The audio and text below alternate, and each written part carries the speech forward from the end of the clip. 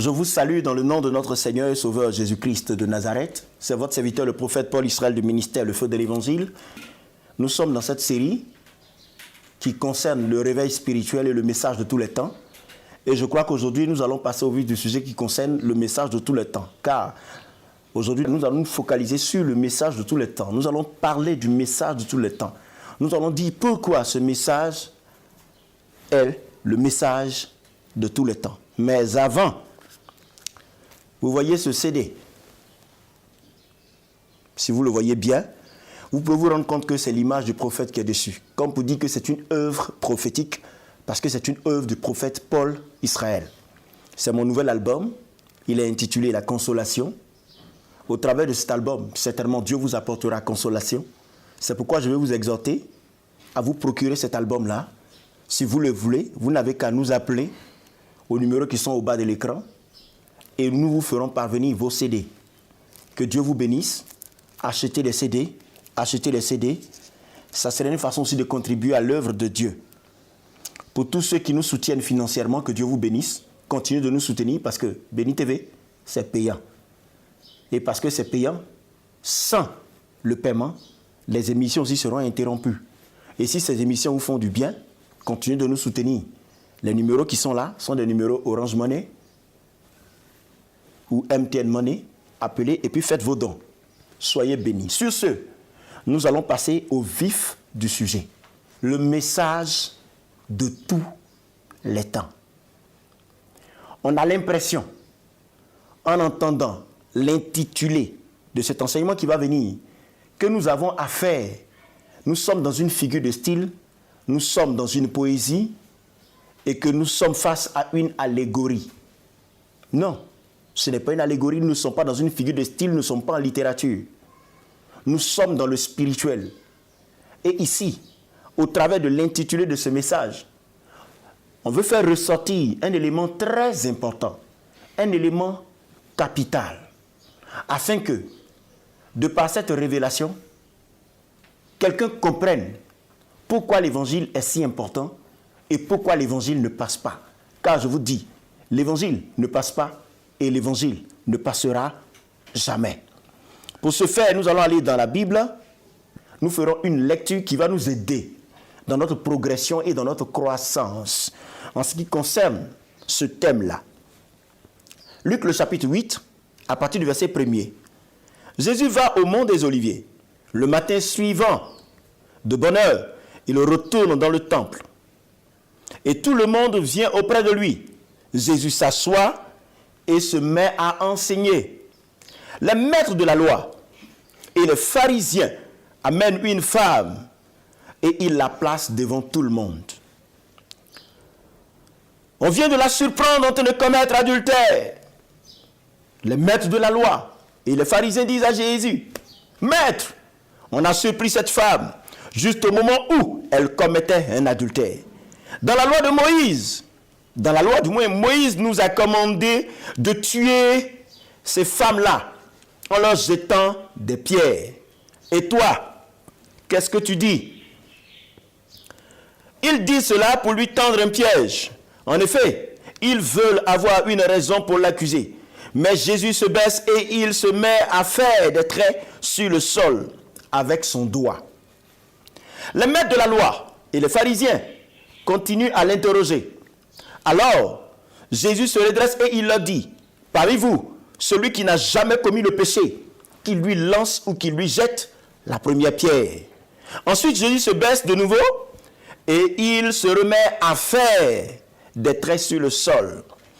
Quand les gens entendent ces paroles, ils s'en vont l'un après l'autre. Les plus vieux d'abord. Jésus reste seul avec la femme et elle est toujours là devant lui. Jésus se redresse et lui dit, « Où sont-ils? Personne ne t'a condamné? » La femme lui répond, « Personne, Seigneur. » Jésus lui dit, « Moi non plus, je ne te condamne pas. Tu peux t'en aller. Et maintenant, ne commets plus le péché. » Alléluia. C'est une lecture que nous venons de faire dans le livre de Jean, le chapitre 8. Elle n'était pas trop longue, Mais la nécessité s'imposait que nous fassions cette lecture parce que elle sera le socle, elle sera la base à partir de laquelle nous allons nous projeter dans cet enseignement dans le but d'en extraire ce qui va nous servir pour notre vie, pour cet enseignement-là. Jésus vient du mont des Oliviers, a dit les Écritures.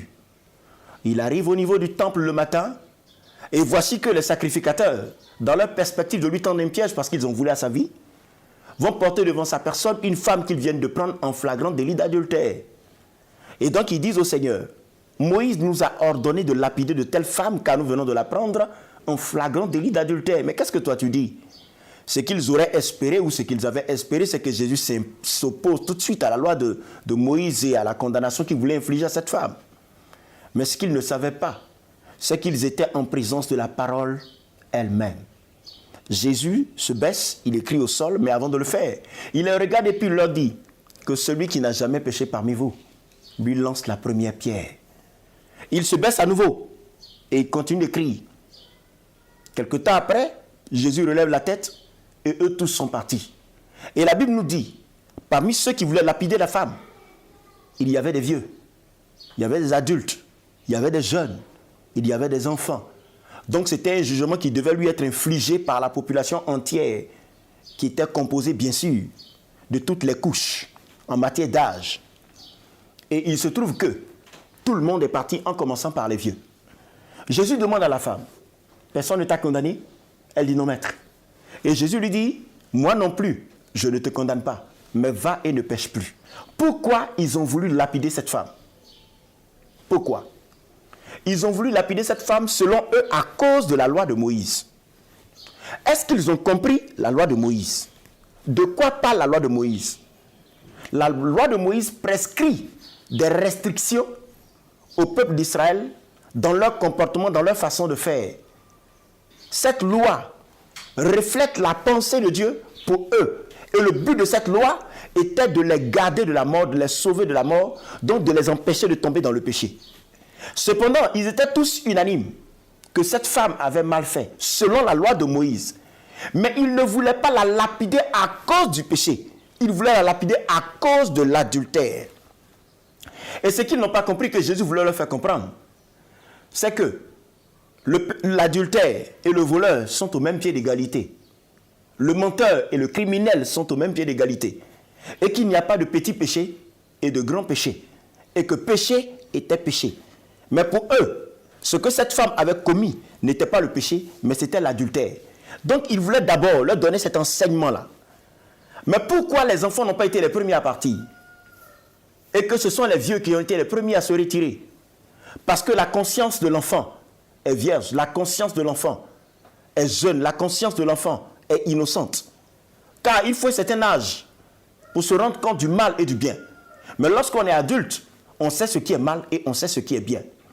Et on sait qu'en Israël, dès le bas âge, on est enseigné et on nous inculque, ou alors les Juifs inculquaient la parole de Dieu, la connaissance de cette parole-là aux enfants dès leur jeune âge. Donc ces vieux connaissaient la parole de Dieu. Et donc Jésus, leur disant que celui qui n'a jamais péché lui lance la première pierre, avait frappé et avait touché au point sensible. Il avait touché leur conscience. Il avait touché tout ce qu'ils avaient appris depuis toutes ces années. À savoir que le péché, à savoir que l'adultère est un péché. Et qu'il ne fallait pas dissocier l'adultère du péché. Et que donc, ils étaient tous à la même enseigne si jamais il devait avoir un jugement. Et que si cette femme devait être lapidée pour adultère parce qu'il sous-entendait et qu'il disait que l'adultère était un péché, eux aussi, ils devaient être lapidés parce qu'eux tous ont péché. À partir de cette histoire, donc, le Seigneur vient mettre en évidence l'importance du message de tous les temps. Répentez-vous, car le royaume des cieux est proche. Et comme vous l'avez remarqué dans cette lecture, tous, jeunes, vieux, adultes, enfants, tous étaient unanimes pour reconnaître qu'ils étaient tous pécheurs. Mais ma question, comment tout le monde peut se reconnaître pécheur? Tout le monde se reconnaît pécheur parce que tout le monde a la même nature. L'enfant, le jeune, l'adulte et le vieux, tous ont la même nature. Et cette nature, c'est la nature humaine. Cette nature qui est enclin au péché. cette nature qui est enclin au mal, cette nature qui aime le péché, cette nature qui aime le mal. L'apôtre Paul, parlant de la nature humaine, n'a pas manqué de dire, ce que je veux, le bien que je veux faire, je n'arrive pas à le faire, mais le mal que je ne veux pas faire, c'est ce que je fais. Pour parler de la nature humaine qui a en elle le péché et qui pousse l'homme au péché. L'homme veut se défaire, se détourner du péché, mais malheureusement, il est impuissant face à la force et à la loi du péché qui réside en lui. Et le péché, on ne peut pas le catégoriser selon les couches sociales. Voilà pourquoi le message de tous les temps est nécessaire. Répentez-vous, car le royaume des cieux est proche. C'est le message de tous les peuples, de toutes les nationalités, le message de toutes les races, le message de tous les continents. Car malgré la diversité de races, tous sont des hommes. Malgré les diversités de pays, tous sont des hommes. Malgré la diversité de nationalités, tous sont des hommes. Et si tous sont des hommes, tous sont à la même enseigne. Et tous ont besoin d'être visités. Tous ont besoin d'être délivrés parce que tous sont péchés et tous sont privés de la gloire de Dieu. Et lorsqu'on va dans la Bible, on se rend compte que le niveau, je dis bien, le niveau de développement de l'homme n'est pas un argument suffisant pour soustraire l'homme de sa réalité de faiblesse face au péché. La Bible nous parle d'un personnage dans Jean le chapitre 8, du nom de Hérode. Hérode était un roi. Un roi n'est pas n'importe lequel des personnages. Le roi est l'incarnation du royaume. Le roi, c'est la première personnalité du royaume. Car le roi fait le royaume. Pour la simple raison que c'est le roi qui dicte les lois. C'est le roi qui ordonne comment il veut que son royaume fonctionne. Donc Hérode était un roi. Et lorsque nous sommes au-devant d'un peuple, nous devons d'être des modèles et des exemples. C'est pourquoi l'apôtre Paul n'a pas manqué de dire à Timothée, soyez mes imitateurs comme je suis de Christ. Mais on imite très souvent ce qui est bon lorsqu'on est sensé, lorsqu'on est rationnel. Mais voici que le roi Hérode, qui était censé donner la ligne de conduite qui devait s'appliquer à toute la nation, va commettre un impair. Que va-t-il faire? Il va porter ses regards et il va jeter son dévolu sur la femme de son frère. Son frère à lui. Et son frère n'était pas décédé, son frère était vivant. Et la femme de son frère se nommait Hérodiade. Hérode va laisser la possibilité qu'il avait de s'offrir toutes les femmes qu'il avait dans ce royaume, qui n'était pas marié bien sûr, et aller arracher à son frère sa femme. Il va la prendre et il va la mettre dans son palais. Il va commencer à vivre avec elle comme si cette relation était une relation normale. Et dans la nation d'Israël, personne n'aura le courage de regarder Hérode en face et lui dire que ce que tu es en train de faire n'est pas bien. Lorsque Jean-Baptiste va se lever et attirer son attention, lui dit qu'il n'était pas donné, tu n'as pas le droit de prendre la femme de ton frère, la Bible dit que Hérode va faire mettre Jean-Baptiste en prison. Vous connaissez la suite de l'histoire, Hérode va faire décapiter Jean-Baptiste. Quelqu'un dira non, ça c'est Hérode. Hérode il est méchant, Hérode il est cruel. C'est pourquoi Hérode a fait ça. Mais lorsque nous allons toujours dans la Bible et que nous arrivons dans le livre de 2 Samuel, nous avons une autre histoire qui a un rapport avec un autre roi, David. La Bible dit que David était roi de la nation d'Israël aussi, au même titre que Hérode, à un degré près. David, à un moment donné, va monter sur le toit de sa maison et pendant qu'il serait en train de prendre de l'air, il va se rendre compte qu'une femme est en train de se laver de l'autre côté. Il va contempler la femme parce qu'il va tomber sur sa nudité. Et lorsqu'il va contempler cette femme, il va la faire venir dans son palais et il va aller avec la femme. Lorsqu'il va se rendre compte que c'est la femme de l'un de ses soldats, la Bible dit qu'il va tuer ce soldat. Et il va prendre la femme. Regardez combien de fois c'est méchant et c'est cruel. Quelqu'un dirait, mais Hérode est différent de David. Parce que ce n'est pas les mêmes personnages. C'est 2 époques différentes. C'est 2 rois différents. Mais regardez ce que ces 2 rois ont fait. Comme si ça ne suffisait pas. Lorsqu'on va dans le livre de 1 Chronique 21 là-bas, il y a l'histoire de Naboth. Akab voulait le champ de Naboth. Akab était lui aussi roi. Et qu'est-ce que Akab va faire? Il va convoiter tellement le champ de Naboth dont il voulait en faire un jardin, et voyant l'impossibilité pour lui d'accéder à ce champ, parce qu'en Israël, l'héritage était préservé il sera dans un air de découragement qui ne dit pas son nom. Et sa femme qui était son aide et qui voulait de la joie de son mari va faire tuer Naboth et prendre son champ. Regardez comment c'est méchant, regardez comment c'est cruel. 3 rois différents. Ils étaient tous rois. Pratiquement dans le même royaume. À 3 périodes différentes. Qui étaient censés être des exemples et des modèles. Mais regardez ce que ces 3 rois-là ont fait. Regardez ce que ces 3 rois-là ont fait. Quelqu'un pourrait dire, de par son analyse, de par ses critiques, que cela est dû au fait qu'ils étaient rois. Est-ce que cette analyse tiendrait la route? Mais on se rend compte qu'une femme a été prise aussi en flagrant délit d'adultère. Et ces rois aussi ont commis l'adultère. Le message de tout le temps a son sens. Pour la simple raison que le péché est la chose qui est commune à tous les hommes. Le péché est la chose qui est commune à tous les hommes. Et tant qu'on est homme, peu importe la génération à laquelle nous appartenons, peu importe la période dans laquelle nous vivons, peu importe la période dans laquelle nous avons existé, l'homme, c'est l'homme. Ce qui fait que les hommes du temps d'autrefois ne sont pas différents des hommes du temps de maintenant. Les hommes du temps d'Adam et Ève sont les mêmes hommes du temps de Noé. Ce sont les mêmes hommes du temps de David. Ce sont les mêmes hommes du temps d'Abraham. Ce sont les mêmes hommes de notre temps. L'homme, c'est l'homme.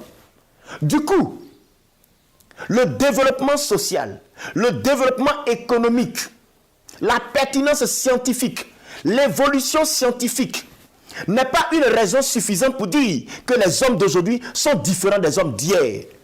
Car il y a développement, d'accord. Il y a évolution, d'accord. Cependant, la nature reste la même. Qu'un homme soit riche ou qu'il soit pauvre, qu'il soit petit ou qu'il soit grand, l'homme, c'est l'homme. La dernière fois sur Internet, je me suis rendu compte de quelque chose. Un jeune homme qui par des moyens et par une malice que je ne saurais vous décrire ici, a mis fin au jour de sa mère pour la simple raison qu'il était porté sur le gain facile.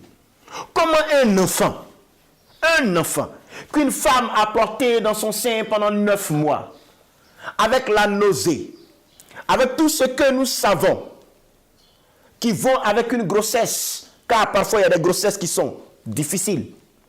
Comment un enfant qui a été porté par sa mère, allaité par sa mère, nourri par sa mère, et maintenant qui est devenu adulte, que de prêter main forte à sa mère, que de prêter assistance à sa mère, pour l'aider dans son autonomie et dans son indépendance face à cette vie qui est difficile, cet enfant, tout ce qu'il a trouvé à faire, c'est mettre fin au jour de sa mère pour devenir riche. Selon vous, qu'est-ce que ça vous fait? Qu'est-ce que ça vous dit? À quoi ça vous donne de penser? Et le Seigneur Dieu dit, rien n'est plus mauvais, plus tortueux, plus méchant que le cœur de l'homme. Donc les hommes d'hier ne sont pas moins méchants que les hommes d'aujourd'hui. Les hommes d'hier ne sont pas moins cruels que les hommes d'aujourd'hui. Tant que jour et nuit se succéderont dans ce monde, sur cette terre, et qu'il y aura des hommes, eh bien, nous serons en face, selon les générations, de la nature humaine démontrée par le mal, manifestée au travers du mal. Vu cette situation donc, qui met tous les hommes à la même enseigne, la nécessité de ce message est que tous ont besoin de se repentir. Voilà pourquoi il peut être grand footballeur de son état. Lorsqu'il est sur le terrain de football, tout le monde acclame. Le monde entier jubile parce qu'il met la joie dans le cœur des hommes. Mais en dehors du terrain, on va vous dire que c'est un violeur. Alors on se pose la question de savoir, comment ce grand footballeur peut être violeur? Il peut être grand artiste musicien, comme Michael Jackson entre griffes. Mais en dehors des estrades, c'est un pédophile, c'est un violeur. Il peut être juge, il peut être ministre, il peut être un grand banquier, il peut être informaticien, il peut être un grand inventeur, il peut même travailler à la NASA. Quelles que soient les prouesses qui sortent d'un homme, cela ne l'affranchit pas de sa nature. Le problème de l'homme, ce n'est pas ce qu'il est capable de faire. Le problème de l'homme, c'est ce qu'il est. Et ce que Dieu veut changer en l'homme, Ce que Dieu veut transformer en l'homme, ce que Dieu veut ôter en l'homme, ce n'est pas sa capacité à faire, sa capacité à inventer, sa capacité à trouver. Ce n'est pas ça. Ce que Dieu veut changer en l'homme, c'est sa nature pécheresse. Mais lorsque Dieu veut se mettre à l'œuvre dans la vie d'une personne, sa parole le précède toujours. Dieu ne fait pas ce qu'il n'a pas dit et ne fait pas non plus ce qu'il n'a pas promis. Donc répondez-vous car le royaume des cieux est proche. Est un message pertinent qui attire l'attention de l'homme sur sa condition de pécheur. Voilà pourquoi le voleur vole. Et de par son vol, il ternit l'image de la famille. Tout le monde se réunit, on lui donne des conseils. Il pleure sur son péché. Il dit je ne recommencerai plus. Mais le lendemain, il va retomber dans le même péché. Voilà pourquoi tous les hommes sont enclins au péché. Chacun a son péché. Et l'homme cache plus son péché que son argent. Et si donc on devait fouiller dans la vie de chacun, on découvrirait des péchés monstrueux. Et chacun sait qu'il est prisonnier de quelque chose. Chacun sait qu'il est lié par quelque chose. Chacun sait qu'il est tenu par quelque chose. Et justement, Dieu veut notre liberté parce qu'il nous a créés pour la liberté. Il nous a créés à son image. Ce que Dieu veut, c'est que tu sois libre. Tu es banquier, mais tu es pédophile. Tu es grand footballeur, mais tu es un drogué. Chacun est lié par quelque chose. Chacun est lié par quelque chose. Voilà pourquoi ce message a tout son sens. Répondez-vous, car le royaume des cieux est proche. Et tant que les hommes existeront dans ce monde et sur cette terre, ils auront besoin de se repentir. En réalité, ce message vient nous dire que nous avons besoin de salut. Qui que tu sois, tu as besoin d'être sauvé. Pas sauvé d'un ami, pas sauvé d'un démon, mais être sauvé de toi-même, de nos propres penchants, qui nous poussent vers le mal. Et lorsque ce mal est commis, c'est nous qui mourrons. Nous tous, nous avons besoin de salut. Tu es banquier, tu as besoin de salut. Tu es footballeur, tu as besoin de salut. Tu es professeur à l'université, tu as besoin de salut. Tu es un petit vendeur de charbon, tu as besoin de salut. C'est pourquoi l'évangile est un message rassembleur. L'évangile n'est pas destiné à une catégorie de personnes. L'évangile n'a pas besoin d'être réformé ou formaté ou reformaté, je ne sais quoi. L'évangile est un message complet. C'est pourquoi à ce stade de cette prédication, je peux m'arrêter et dire l'évangile de prospérité est un message démoniaque. L'évangile de prospérité est un message démoniaque. Ce n'est pas de Dieu du tout. Car l'homme n'a pas besoin de l'évangile pour prospérer. Mais l'homme a besoin de l'évangile pour être sauvé. Et ce dont Dieu parle dans le message de tous les temps, c'est du salut des hommes. Sache-le, tu as besoin d'être sauvé parce que toi-même tu peux te rendre compte que ta richesse ne te met pas à l'abri de tes folies. Ton titre ne te met pas à l'abri de tes folies. Et lorsque tu es devant les hommes, tu peux ignorer cette nature et passer sur elle parce que nous tous, nous sommes forts dans l'art du camouflage. Tu peux camoufler ton péché. Mais lorsque tu es seul dans ta chambre et que ta conscience est avec toi et qu'elle s'entretient avec toi, elle te rappelle qui tu es et ce que tu as fait. Voilà pourquoi plusieurs ne dorment pas. Ils sont obligés parfois de s'enivrer, de prendre des substances pour dormir. Tu n'en as pas besoin. Tout ce dont tu as besoin, c'est d'écouter cet appel qui dit « Réponds-toi, car le royaume des cieux est proche ». Le royaume de Dieu ou le royaume des cieux, cette appellation fait allusion au même lieu. Quand on dit royaume de Dieu, on fait allusion à une personne.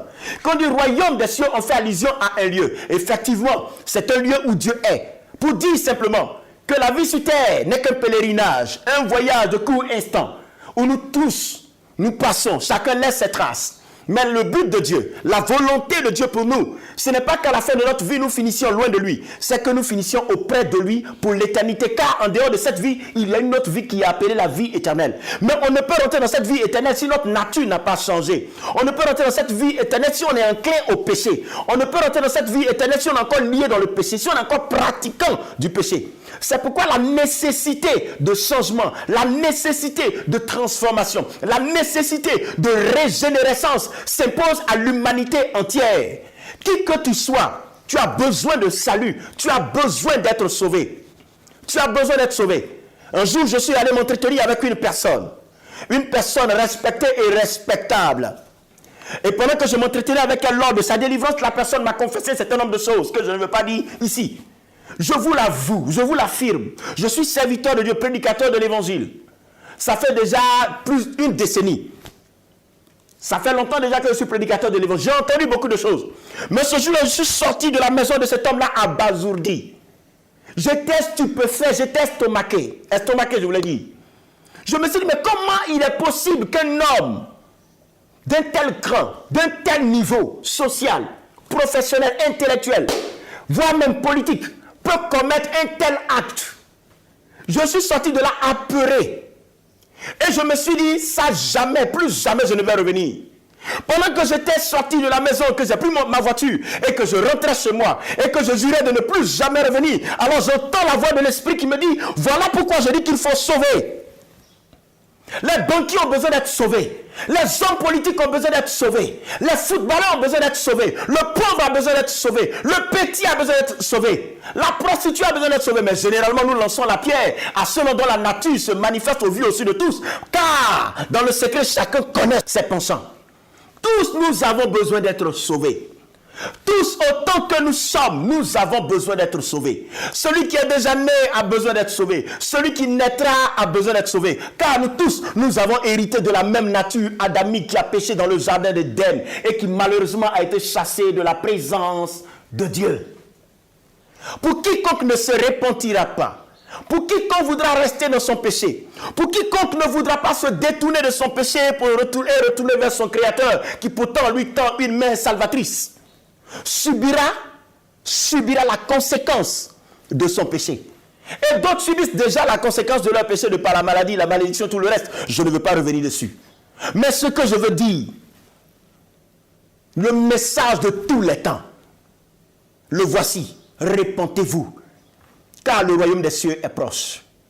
Voilà pourquoi du temps de Paul, des rois se sont repentis, des pauvres se sont repentis, des grands se sont repentis. Qui que tu sois, quoi que tu fasses, quelle que soit ta position sociale, tu as besoin de te repentir. Car tu es dans un corps qui malheureusement, t'éloigne chaque jour, chaque heure, chaque seconde de ton Créateur à partir de ses envies et à partir de ses désirs. Ton argent ne peut pas te sauver de ça. Ton niveau social ne peut pas te sauver de ça. Ton titre ne peut pas te sauver de ça. Ton niveau intellectuel ne peut pas te sauver de ça. Ton raisonnement, fût-il aussi élaboré, ne peut pas te sauver de ça. Mais ce qui est impossible aux hommes est possible à Dieu. Tu ne peux pas te sauver, mais Dieu peut te sauver. Mais pour qu'il te sauve, il veut que tu prennes conscience que tu as besoin de salut. C'est pourquoi il invite l'humanité à la repentance. Il invite l'humanité à revenir à lui. Repentez-vous, car le royaume des cieux est proche. N'est pas un vain slogan. C'est pas parce que les gens sont rassasiés qu'ils le disent. Ils le disent parce que la nécessité y est. Et notre génération a besoin de se repentir. Tout ce que nous voyons à travers le monde et autour de nous disent qu'effectivement, notre nature est pécheresse et elle a besoin de salut. Car Dieu a dit, tu ne tueras pas, mais nous tuons. Tu ne voleras pas, nous volons. Tu ne commettras pas adultère, nous le commettons. Et nous sommes étonnés de voir ce que nous-mêmes nous sommes capables de faire comme mal. Tu as besoin d'un sauveur. J'ai besoin d'un sauveur. Alors pour toi qui me regardes, qui m'écoute, réponds-toi car le royaume des cieux est proche. Et je sais que quelqu'un se dirait, assis, m'écoutant, mais se repentir, c'est quoi exactement? Se repentir, ça veut dire quoi? C'est un mot qu'on a l'habitude d'entendre, repentir, mais ça veut dire quoi? C'est pourquoi pour t'aider, si je m'arrête à ce stade de cette prédication, en te laissant sur ta soif, je n'aurais pas résolu la question ou le problème ou la problématique. Je vais parler donc de la repentance, te dire ce que c'est qu'exactement la repentance. Et nous le verrons dans la suite. Pour l'instant, nous nous arrêtons là. C'était le prophète Paul Israël du ministère Le Feu de l'Évangile. Appelez-nous au numéro qui s'affiche au bas de l'écran. N'oubliez pas, soutenez le ministère. Désormais, vous pouvez avoir tous ces messages-là sur ma page YouTube. Prophète Paul Israël officiel. Et vous pouvez aller aussi sur ma page Facebook. Power Ministries Live. Béni TV, c'est payant. Soutenez-nous. Et ça va nous aider à diffuser du moins plus. Nous pouvons voir au moins 3 heures, ou du moins 4 fois en semaine, ou 3 fois en semaine. Mais ce sont les moyens. Donnons-nous la main. Soyez bénis chez vous. Shalom chez vous.